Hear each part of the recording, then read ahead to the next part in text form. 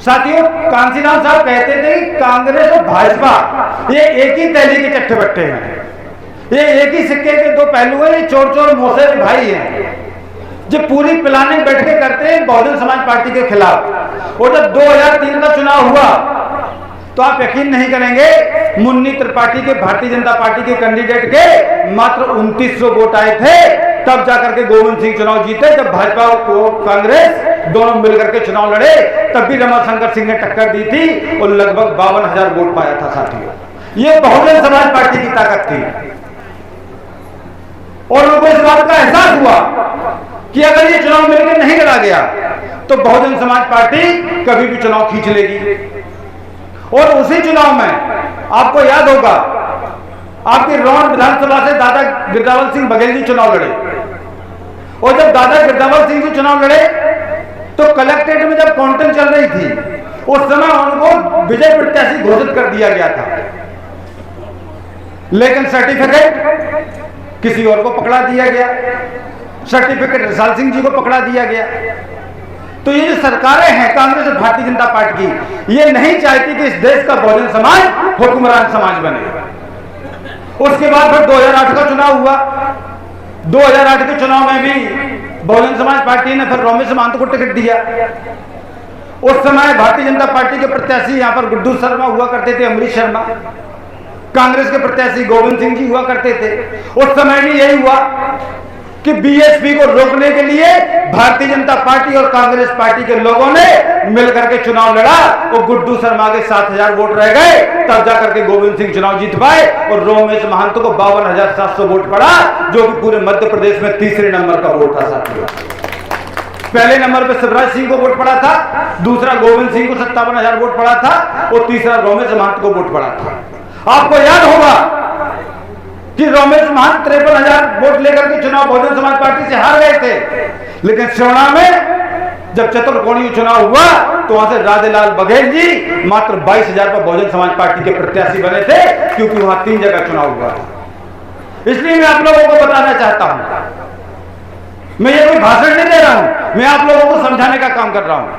आप लोगों की ताकत कम नहीं है, लेकिन आपके दुश्मन आपस में मिले हुए हैं।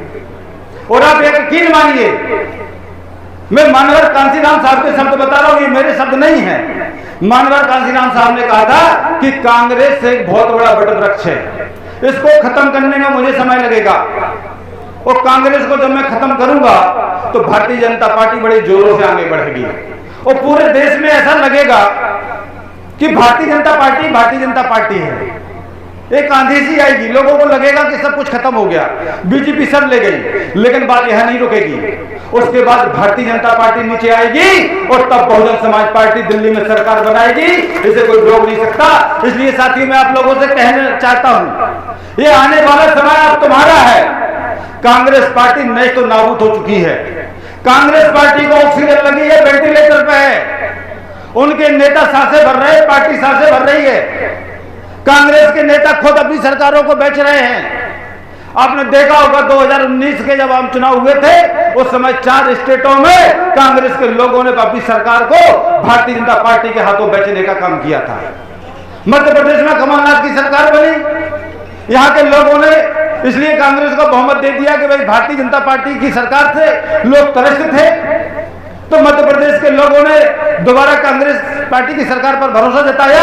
लेकिन उन्हीं कांग्रेस के नेताओं ने, जो अपने आप में महाराजा कहलाते हैं, मैं तो ये भी कहना चाहता हूं कि लोकतंत्र में अगर कोई अपने आप को राजा महाराजा कहलाना चाहता है तो वो लोकतंत्र का, उस देश का सबसे बड़ा गद्दार है। साथियों, क्योंकि लोकतंत्र में राजा महाराजा नहीं होते हैं, लेकिन वो इतने फकीर थे, इतने कंगाल थे कि उन्हें चंद करोड़ रुपए के चक्कर में कांग्रेस के 24 विधायकों को भारतीय जनता पार्टी के हाथों बेच करके इस मध्य प्रदेश में बहुमत कांग्रेस का खो करके और साथ ही भारतीय जनता पार्टी की सरकार बनवा दी। अब बताइए, आप लोगों को समझ में आ रहा है कि कांग्रेस और भाजपा एक ही है कि नहीं है? कर्नाटक में कांग्रेस की सरकार बनी, वहां पर कांग्रेस के लोगों ने भारतीय जनता पार्टी की सरकार बनवा दी। गोवा में जाकर के कांग्रेस की सरकार बनी, वहां के नेताओं ने, कांग्रेस के लोगों ने कांग्रेस की सरकार को बेच करके वहां पर भाजपा की सरकार बनवा दी। मिजोरम में कांग्रेस की सरकार बनी, वहां पे लोगों ने, वहां के नेताओं ने कांग्रेस की सरकार को बेच करके भारतीय जनता पार्टी की सरकार बनवा दी। इसलिए मैं आप लोगों को ये चेताने आया हूं, आप लोग इस चक्कर में मत पड़िए कि हमें भारतीय जनता पार्टी से बचना है तो कांग्रेस के साथ खड़ा होना है। आप अगर कांग्रेस को वोट दे रहे हैं तो भी भाजपा को वोट जा रहा है, और भाजपा को वोट दे रहे हैं तो भी कांग्रेस को वोट जा रहा है। वो लोग आपस में मिले हुए हैं। लेकिन अगर आप लोगों को अपनी किस्मत बदलनी है तो फिर जाकर के आपको बहुजन समाज पार्टी के साथियों हाथी का संबल दबा करके बहुजन समाज पार्टी के प्रत्याशी को जिताने का काम करना पड़ेगा। तब जाकर के आपकी तकदीर खुलेगी, तब साथियों आपका भाग्य बदलेगा। इसलिए मैं आप लोगों को बताना चाहता हूं, जब अभी 2023 में दोबारा यहां चुनाव हुए, और जब यहां चुनाव हुए तो यहां के 30 साल से जीते हुए विधायक चुनाव हार गए। जब वो चुनाव हारे और लगातार मुझे कहते थे कि जीत की रेखा मेरे हाथ में है, मैं पूछना चाहता हूं फिर रेखा कहां गई? वो कहां गई वो रेखा जो लगातार ये कहते थे कि मैंने बहुजन का भंजन कर दिया?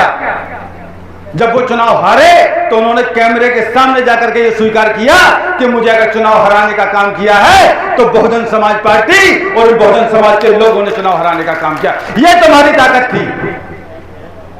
चुनाव जीतने वाला भारतीय जनता पार्टी का कैंडिडेट वो कहता है कि अगर मैं विधायक बना हूं, मैं अगर नेता बना हूं, तो मुझे नेता बनाने का काम बहुजन समाज पार्टी के लोगों ने किया है। क्योंकि अगर 2018 में बहुजन समाज पार्टी उनको टिकट नहीं देती, वोट 33,000 नहीं आते, तो भारतीय जनता पार्टी उनको टिकट देने वाली नहीं थी। तो उन्होंने ये स्वीकार किया कि भाई मुझे अगर नेता बनाया तो बीएसपी के लोगों ने बनाया। और जो बीएसपी के कैंडिडेट थे रिसाल सिंह जी, उनने कैमरे के सामने ये स्वीकार किया कि मुझे केवल बहुजन समाज पार्टी के लोगों ने वोट दिया, मुझे हमारे लोगों ने वोट नहीं दिया। साथियों, तीनों प्रत्याशी अगर किसी की बात कर रहे थे तो बहुजन समाज पार्टी और ये बहुजन समाज के लोगों की बात कर रहे थे। ये आपकी ताकत है साथियों, इस ताकत को आपको बचा के रखना पड़ेगा। इसलिए हताश होने की जरूरत नहीं है, आपको निराश होने की जरूरत नहीं है, क्योंकि हताशा निराशा से सरकारें नहीं बनती। सरकारें बनती है तो जोश जुनून और जज्बों से बनती है।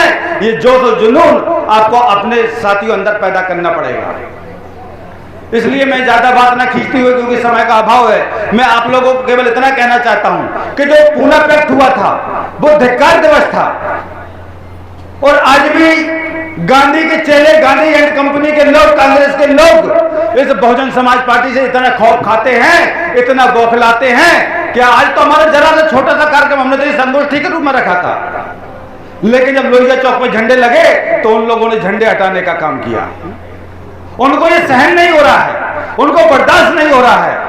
लेकिन मैं उनको बताना चाहता हूं कि झंडे हटाने से तुम्हारी बात बनने वाली नहीं है, क्योंकि बाबा साहब के बेटे मानवर कांतीराम साहब के ये बब्बर से जाग चुके हैं और ये तुमको नेस्त नाबूद करके रहेंगे।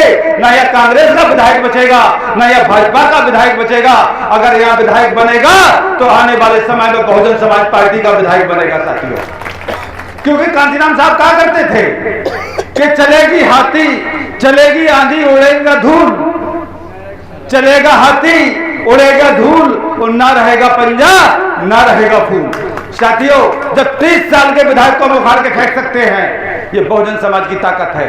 जब 30 साल के विधायक को हम उखाड़ के फेंक सकते हैं, तो अभी इन्हें तो मात्र 5 ही साल नहीं हुए हैं और उनकी स्थिति तो अभी बहुत ज्यादा खराब है।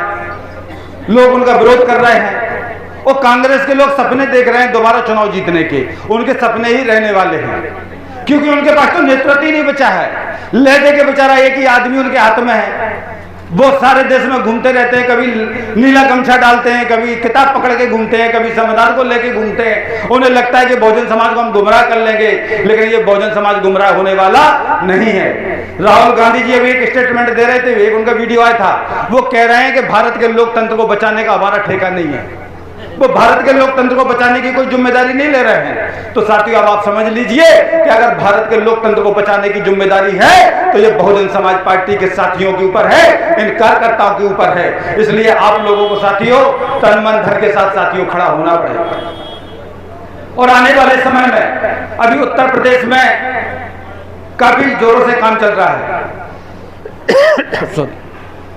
9 तारीख को माननीय बहन जी उत्तर प्रदेश की धरती पर एक बहुत बड़ा कार्यक्रम करने वाली है। उस कार्यक्रम से बहुत बड़ा मैसेज जाने वाला है। और 9 तारीख के बाद आप लोगों को समझ में आएगा कि वास्तव में पार्टी दोबारा ताकत के साथ उभर रही है। अभी हमारे से कुछ साथी कह रहे थे, ओबीसी की बात कर रहे थे। मैं साथियों आप लोगों को बताना चाहता हूं, ओबीसी के साथियों को ये लगता क्यों है कि भाई हमारे साथ न्याय नहीं होता है। ये पार्टी आपकी है, आप साथ में खड़े तो होइए। इस प्रदेश के अंदर अगर बघेल समाज का सबसे पहले अगर विधायक जीत के विधानसभा भवन में कोई जाने वाले थे तो करेरा से लाखन सिंह बघेल जी थे। अगर नाई समाज से सबसे पहले कोई विधायक बने तो आईएमपी वर्मा जी बने। अगर माली समाज से बने तो वहां शहडोल से एक माली समाज के विधायक थे, वो वहां से चुनाव जीत करके आए। संसद भवन में अगर सबसे पहले कुशवाहा समाज के सांसद गए तो हमारे सुखलाल कुशवाहा जी गए। साथ ही हम कितने सारे नाम आपको गिनाए। और 2007 में जब माननीय बहन जी की यूपी में सरकार बनी तो वहां पर बाबू सिंह कुशवाहा जी, स्वामी प्रसाद मौर्य जी, अयोध्या प्रसाद बघेल जी, श्री राम पाल जी, दानिश अली जी, कितने सारे नाम हम आपको ओबीसी और माइनॉरिटीज के लोगों के गिनाए, नजमुद्दीन सिद्दीकी जी। ये साथियों सब लोग पावर में थे, लेकिन हमारे लोग अपनी ताकत को नहीं पहचान पाए। साथियों हमारे एक मुस्लिम समाज से हमारे दादाजी बैठे, मैं उनको बोलना चाहता हूं, जब ये देश आजाद हुआ तब मुस्लिम समाज के लोगों के यहाँ शैक्षणिक नौकरियों में जो प्रतिशत था वो 49% लोग नौकरियों में थे, लेकिन आज आपके लोग 3% भी सरकारी नौकरियों में नहीं है।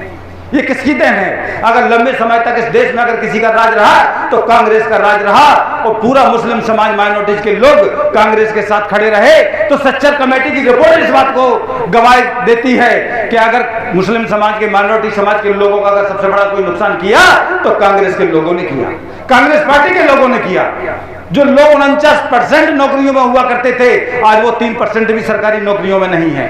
जो लोग 50% से ज्यादा ग्रेजुएट और पीजी हुआ करते थे आज उनके बच्चे शिक्षा के लिए मोहताज हैं।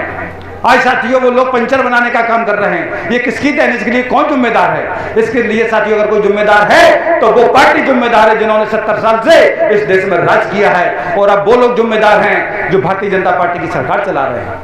आज तमाम सारे लोग भारतीय जनता पार्टी का गाना गाते हैं। आप बताइए उत्तर प्रदेश में अगर एक भी विधायक मुस्लिम समाज से हो, वो तो कहते हैं कि मुस्लिम समाज को वोट देंगे ही नहीं, वो आपको अपना मानते ही नहीं है। जो लोग आपको अपना मानते थे उन्होंने आपको 49% से ला करके 3% के नीचे खड़ा कर दिया। आप किसके भरोसे बैठे हुए हैं? ओबीसी समाज के लोग किसके भरोसे बैठे हुए हैं?